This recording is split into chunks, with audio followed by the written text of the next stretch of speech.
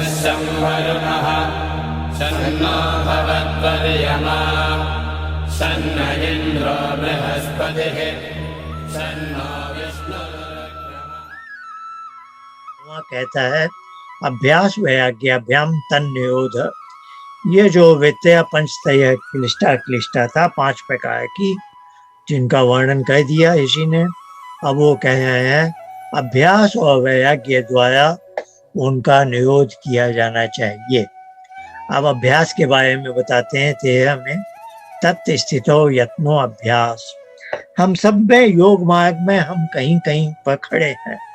हम सब पिछले जन्म का कुछ संस्कार लेकर आए हैं और जहाँ भी हम पहुँच चुके हैं उस बिंदु पर बने रहने के लिए जो भी यत्न किया जाता है उसे अभ्यास कहते हैं। यदि अभ्यास न कहें तो हम फिसल के नीचे गिरते जाएंगे, नीचे आते जाएंगे। तो हमें कुछ अभ्यास करना पड़ता है कि आज जहाँ तक मैं योग मार्ग में पहुँचा हूँ और न फिसल जाऊं, वहाँ बना रहूं, है ना। और यत्न करके मैं उसमें भी थोड़ा आगे जाना चाहता हूँ। अब वो अभ्यास के बारे में कहते हैं स तु दीर्घ काल नयंतय सत्काया सेवितो दृढ़ भूमि। वह अभ्यास दृढ़ भूमि हो जाता है, मजबूती को प्राप्त करता है। कब?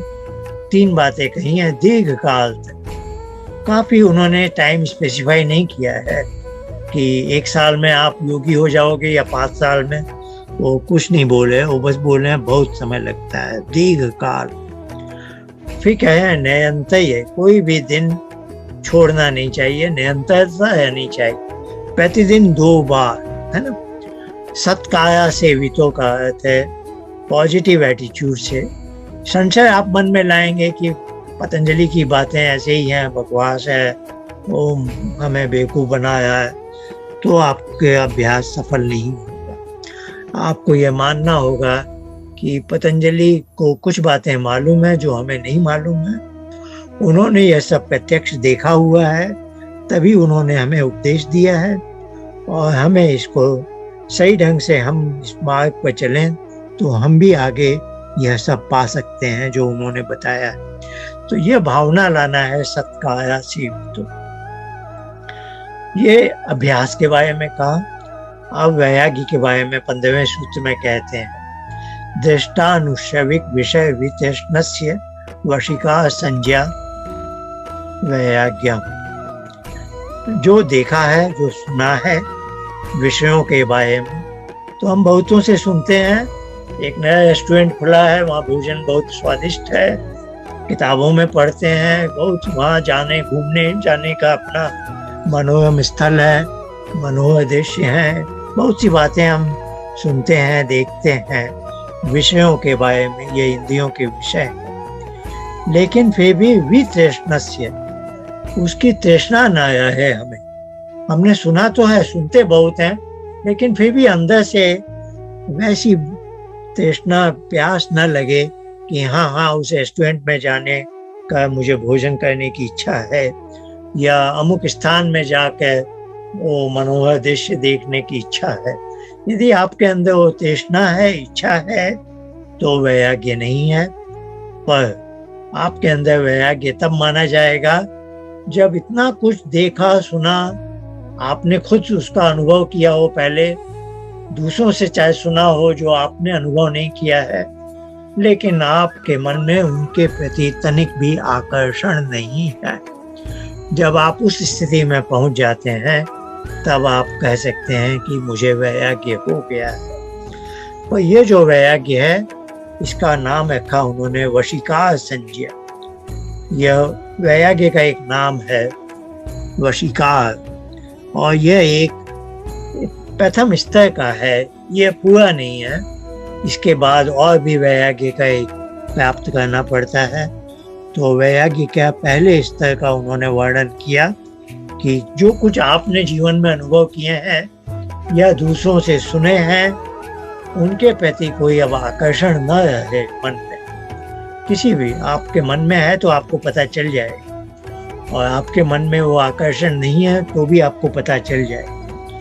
तो अब आप एक दिन कह पूछेंगे मुझे वैराग्य भाव हो गया है।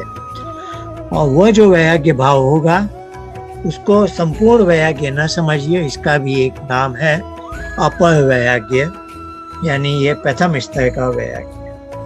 अब 16वें सूत्र में वो कहते हैं तत्परम, उसके परे भी एक वैराग्य का स्तर है।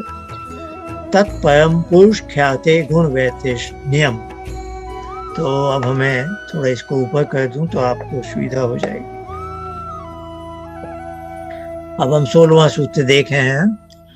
तत्परम, उसके परे, पुरुष ख्याते, जो विवेक ख्याति कहलाती है, तथा दृष्टु स्वरूप अवस्थानम, जहाँ समाप्त होता है, उस योग के लक्ष्य पर पहुंचने तक। अब पतंजलि हमें समझाना चाह रहे हैं कि जब तक तुम चित्तवृत्ति निरोध तक पूरा नहीं पहुंच जाते हो, तब तक चित्त में जो भी हो रहा है वह चित्त का गुण का परिणाम है। यानी चित्त में जो भी परिवर्तन आते हैं वो परिवर्तन इसलिए आते हैं क्योंकि चित्त त्रिगुणात्मक है। सगुण, रजोगुण, तमोगुण की एक विशेष अवस्था है और इनमें जो फेर बदल होता है, परिवर्तन होता है, इसको परिणामिता बोलते हैं। तो ये जो सब कुछ गुण परिणामिता है, और गुण परिणामिता तो के प्रति तुम्हें वैराग्य लाना होगा, जो कि पर वैराग्य की श्रेणी में आएगा। यानी अब वो पहले तो उन्होंने कहा जो भी देखा है आपने या दूसरों से सुना है, जो इंद्रियों के विषय थे उसके बारे में बात की, उसको कहा पहले स्तर का वैराग्य। वशीकार संज्ञा उसका नाम दे दिया। और उसने ऊपर पतंजलि ने कहा इसी से आपका योग मार्ग में काम नहीं चलेगा। इसके आगे पुरुष ख्याति जब तक नहीं होती है तब तक चित्त पर जो कुछ भी हो रहा है उसे चित्त की गुण परिणामिता ही समझना और उनके प्रति भी वैराग्य भाव लाना है। वैतृष्ण्यम, यानी उनके प्रति भी डिटैचमेंट लाना है। वितृष्णा जैसे था, यहाँ भी वैतृष्ण्यम है। उनके प्रति भी आकर्षण न रहे, नहीं तो वहीं के वहीं रह जाओगे। तो बाद में अभी अगले सूत्र में बताने वाले हैं वो की चीजें क्या है ना। तो पर वैराग्य क्या है? जो अपर वैराग्य है, वशीकार संज्ञा वाला, वो आपने समझ लिया है। अब बताया जा रहा है एक दूसरे स्तर का वैराग्य, जो पुरुष ख्याति से पहले की स्तर है, लेकिन चित्त की परिणामिता के उसमें अपना काम कर रही है, और उनके प्रति भी आपको आकर्षण हटाने होंगे, तब आपको पर वैराग्य की प्राप्ति हो। अब जो पुरुष ख्याति के पहले की जो चित्त की परिणामिता वाली स्थितियां हैं वो बताई जा रही हैं, और उनका नाम दिया जा रहा है संप्रज्ञात योग।